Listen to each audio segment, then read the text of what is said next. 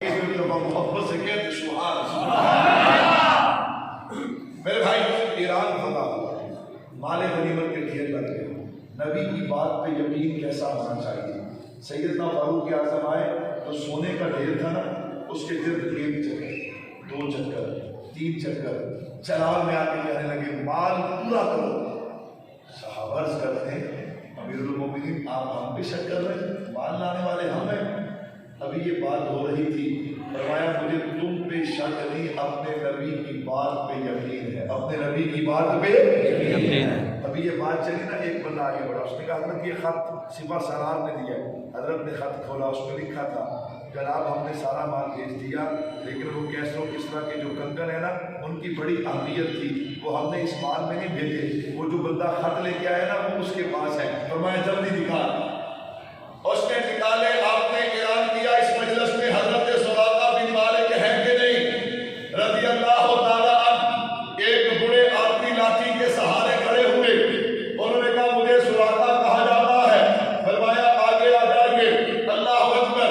अगर के शरीयत मुहम्मदिया में मर्द के लिए सोना पहनना हराम है, लेकिन एक मर्तबा ये कैसरो किसरा के कंगन अपने बाजुओं में पहन के उतार दीजिए ताकि दुनिया को पता चले कि हिजरत की रात जब आप नबी के पीछे गए थे, मेरे महबूब ने फरमाया था सुराका मैं तेरे हाथ में कैसरो किसरा के कंगन देख रहा हूँ। अगरचे मर्द के लिए सोना पहनना हराम है, लेकिन एक मर्तबा पहन के उतार दीजिए ताकि दुनिया को पता चले मेरे नबी की जुबान से जो भी निकलता है हक निकलता है। मेरे महबूब ने क्या फरमाया आना खातमुन नबीय्यीन ला नबिय्या बादी। इसके बाद ज़ौक़ कैसा होना चाहिए। चार मिसालें दूंगा। कितनी मिसालें?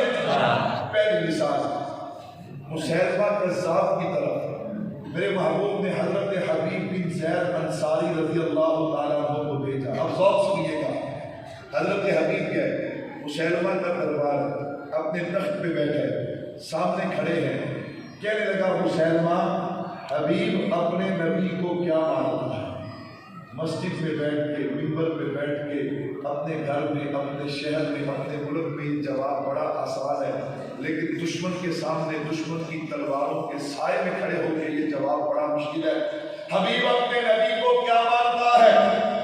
मैंने कहा हजरत हबीब ने कहा होगा मैं अपने नबी को इमामुल अंबिया भी मानता हूँ, खातमुन नबिय्यीन भी मानता हूँ।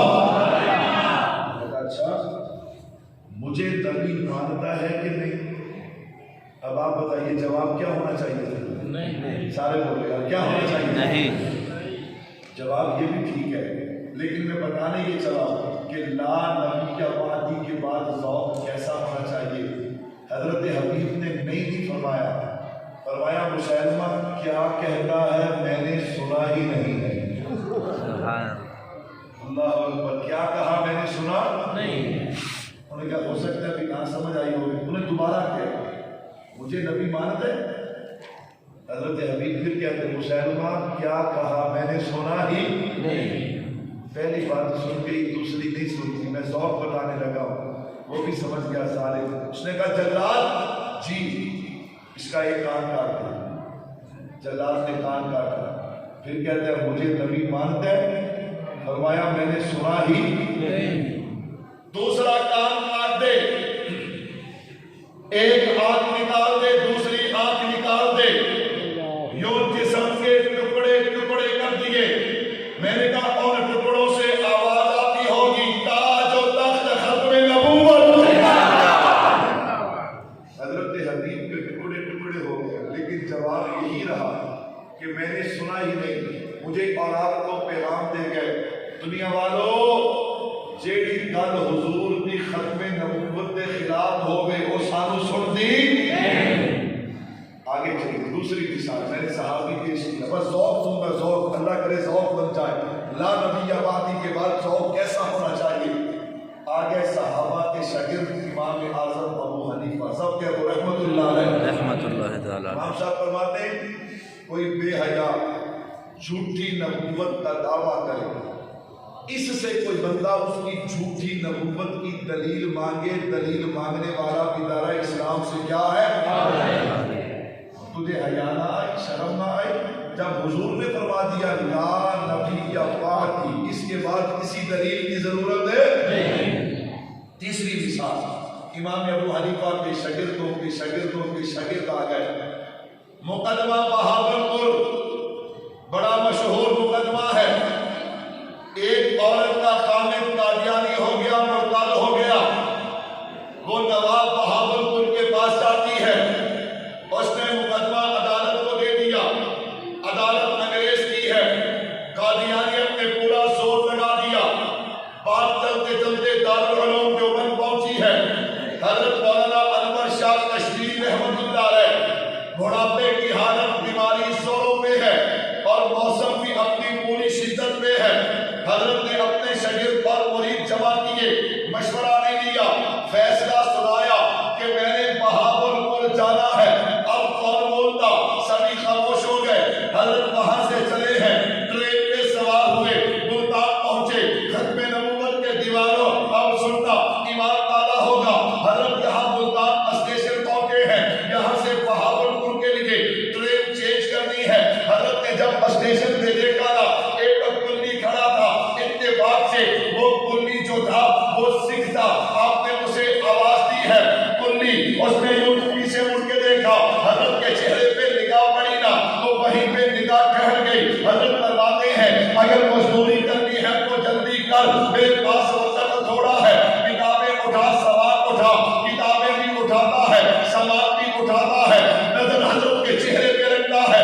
जब काम पूरा हो गया, हजरत ने कुछ पैसे निकाल के दिए, ये तेरी मजदूरी है। कहता मौलाना अगर मजदूरी देनी है तो पैसे ना दे, जिस नबी का तो उम्मती है मुझे उसका कलमा पढ़ा दे, मुझे उसका क्या पढ़ा दे। हजरत ने कलमा पढ़ा दिया। फरमाया मुल्तान खैरुल मदारिस चले जाना, बड़ा बुजुर्गों से मिलना, वो तेरी तरबियत कर देंगे। ट्रेन चली गई, ये स्टेशन पे खड़ा है। इसके बाकी साथी कहने लगे खैर ते है ते मौलवी ने जादू करता सी, कलमा क्यों पढ़िया? उन्होंने कहा अल्लाह कितने जो जादू करते हुए पहाड़े पे भी हो जाए। आखिर हुआ क्या था? कुरान की तिलावत ना, हदीस ना, तकरीर ना कुछ, तूने कलमा क्यों पढ़ा? कहा तूने उनका चेहरा नहीं देखा, तूने उनका चेहरा नहीं देखा। अगर 1300-1350 साल के बाद उस नबी के खानदान का फर्क कितना हसीन है, वो नबी कितना हसीन होगा। ये जलवा हक सुभान अल्लाह, ये नूर हिदायत क्या कहना। जिब्रील भी उन पे शहजा है, ये शान नबूवत क्या कहना। नबियों में नबी ऐसे, इमामुल अंबिया ठहरे, हसीनों में हसीन ऐसे, महबूबे खुदा ठहरे। हजरत चले गए। अब सुनने की बात है, अल्लाह अकबर। अकीदा खत्म नबूवत पे ला नबी अबादी के बाद ज़ौक़ कैसा होना चाहिए। अदालत में मुकदमे की कार्रवाई शुरू हो गई। बीमारी के बावजूद, बुढ़ापे के बावजूद, सख्त मौसम के बावजूद हजरत 4-4 घंटे दलाए देते। कितने घंटे? जलालुद्दीन शम्स मुकाबले में मिर्जाइयों का मुबल्लग था। एक दिन हजरत कश्मीरी आए चराग में, कहने लगे जलालुद्दीन दलाइल बंद कर दे, मेरा चैलेंज कबूल कर। ला नबिया पादी के बाद कोई लचक नहीं, लचक का सवाल भी पैदा नहीं होगा। किताबें बंद कर दे, मेरा चैलेंज कबूल कर। उसने कहा जी आपका चैलेंज क्या है? फरमाया आंखें बंद करना तेरा काम है। मिर्जा कादियानी अभी जहन्नुम में जलता दिखा देगा, ये मेरे अर्श वाले खुदा का काम है। उसने चैलेंज कबूल नहीं किया। वो जानता था कि दूध का दूध, पानी का पानी यहीं पे हो जाएगा। अदालत का वक्त खत्म हो गया। हजरत जिस घर में ठहरे हुए थे ना, वो मेजबान खिदमत करते करते हजरत के कदमों पे आ गिरा। कहता शाजी आज चलान में आके बहुत बड़ी बात कह दी, अगर वो चैलेंज कबूल कर लेता तो फिर क्या होता? हजरत जी फरमाने लगे फिर क्या होता? अल्लाह की कसम आंखें बंद करना उसका काम था। मिर्जा कादियानी जहन्नुम में जलता दिखा देना, ये मेरे अर्श वाले खुदा का काम था। कहा क्यों? इसलिए उस वक्त अनवर शाह